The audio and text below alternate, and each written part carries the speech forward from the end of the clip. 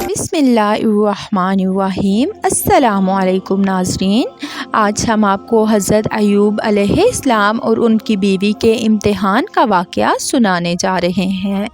Video start करने से पहले मेरी आप सबसे गुजारिश है कि हमारे यूट्यूब चैनल स्टोरीज़ हब को सब्सक्राइब करें और बेल आइकन के बटन पे क्लिक करें ताकि आने वाली तमाम वीडियोस आप तक बर वक्त पहुँच सकें।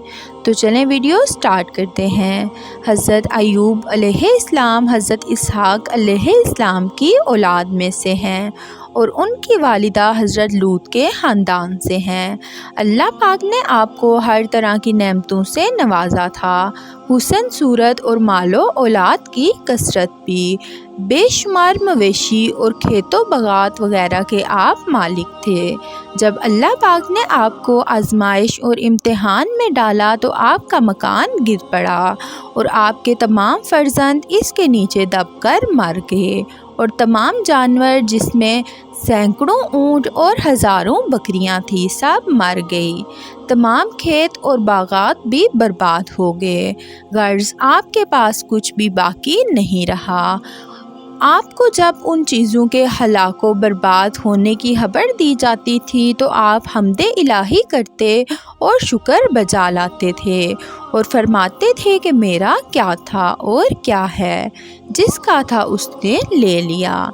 जब तक उसने मुझे दे रखा था मेरे पास था, जब उसने चाहा ले लिया। मैं हर हाल में उसकी रज़ा पर राज़ी हूँ।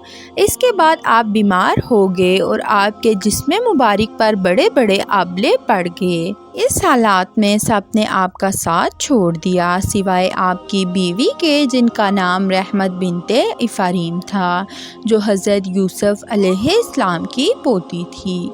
वो आपकी खिदमत करती थी। साला साल तक आपका यही हाल रहा।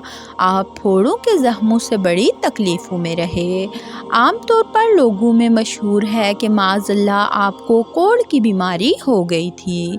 चुनाचा बाज़ गैर मोतबर किताबों में आपके कोढ़ के बारे में बहुत सी गैर मोतबर बातें भी तहरीर हैं, मगर याद रहे कि ये सब बातें बिल्कुल गलत हैं और हरगिज़ आप या कोई नबी भी कभी कोढ़ और जज़म की बीमारी में मुब्तला नहीं हुआ, इसलिए कि अंबिया कराम का उन तमाम बीमारियों से महफूज रहना ज़रूरी है जो अवाम के नज़दीक बाइस नफ़रत और हिकारत हैं, क्योंकि अंबिया का ये फ़र्ज़ मनसबी है कि वो तबलीग और हिदायत करते रहे हैं। तो ज़ाहिर है कि जब अवाम उनकी बीमारियों से नफ़रत करके उनसे दूर भागेगी तो भला तबलीग का फ़रीज़ा कौन अदा करेगा। अलगर्ज़ हज़रत अय्यूब अलैहिस्सलाम हरगिज़ कभी कोढ़ और जज़म की बीमारी में मुब्तला नहीं हुए, बल्कि आपके बदन मुबारक पर कुछ आबले और फोड़े फिंसियाँ निकल आई थी, जिससे आप बरसों तकलीफ़ और मुशक्क़त झेलते रहे और बराबर सब्र व शुक्र करते रहे। फिर आपने बाहुक्म इलाही अपने रब से यूं दुआ मांगी। तर्जुमा: बेशक मुझे तकलीफ़ पहुंची है और तू सब रहम करने वालों से बढ़कर रहम करने वाला है। जब आप खुदा की आजमाइश में पूरे उतरे और इम्तिहान में कामयाब हो गए तो आपकी दुआ मकबूल हुई और अल्लाह पाक ने हुक्म फरमाया कि ए अय्यूब अपना पाँव ज़मीन पर मारो। आपने ज़मीन पर पाँव मारा तो फ़ौरन एक चश्मा फूट पड़ा। हुक्म इलाही हुआ कि इस पानी से गुस्ल करो। चुनाचा आपने गुस्ल किया तो आपके बदन मुबारक की तमाम बीमारियां दूर हो गई। फिर आप 40 कदम दूर चले तो दोबारा ज़मीन पर कदम मारने का हुक्म हुआ और आपके कदम मारते ही फिर एक दूसरा चश्मा नमूदार हो गया, जिसका पानी बेहद ठंडा और निहायत लजीज था। आपने वो पानी पिया तो आपके बातिन में नूर ही नूर पैदा हो गया और आपको आला दर्जे की सेहत और नूरानियत हासिल हुई اور اللہ پاک نے آپ کی تمام اولاد کو دوبارہ زندہ فرما دیا اور آپ کی بیوی کو دوبارہ جوانی بخشی اور اس سے کثیر اولاد ہوئی۔ پھر آپ کا تمام ہلاک شدہ مال و مویشی اور اسباب و سامان بھی آپ کو مل گیا، بلکہ پہلے جس قدر مال و دولت کا خزانہ تھا اس سے کہیں زیادہ مل گیا۔ اس بیماری کی حالت میں ایک دن آپ نے اپنی بیوی صاحبہ کو پکارا تو وہ بہت دیر کر کے حاضر ہوئی۔ اس پر غصے میں آ کر آپ نے ان کو 100 درے مارنے کی قسم کھا لی تھی۔ تو اللہ پاک نے فرمایا کہ اے ایوب، آپ ایک سانکوں کی جھاڑو سے ایک مرتبہ اپنی بیوی کو مار دیجیے، اس طرح آپ کی قسم پوری ہو جائے گی۔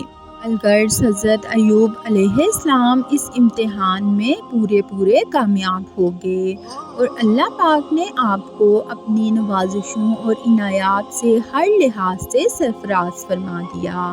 قرآن مجید میں آپ کو اواب کے لاجواب خطاب سے ان کے سر مبارک پر سر بلندی کا تاج رکھ دیا۔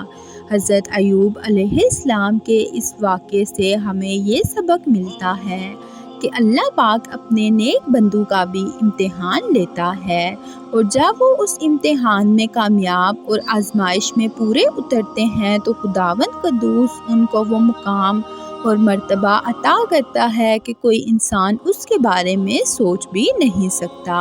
اور اس واقعے سے یہ سبق بھی ملتا ہے کہ امتحان کی آزمائش کے وقت صبر کرنا چاہیے اور خداوند قدوس کی رضا پر راضی رہنا، اس کا پھل کتنا اچھا، کتنا میٹھا اور کس قدر لذیذ ہوتا ہے۔ اللہ پاک سے دعا ہے کہ اللہ پاک ہمیں بھی ہر حال میں صبر و شکر کرنے کی توفیق عطا فرمائے۔ شکریہ۔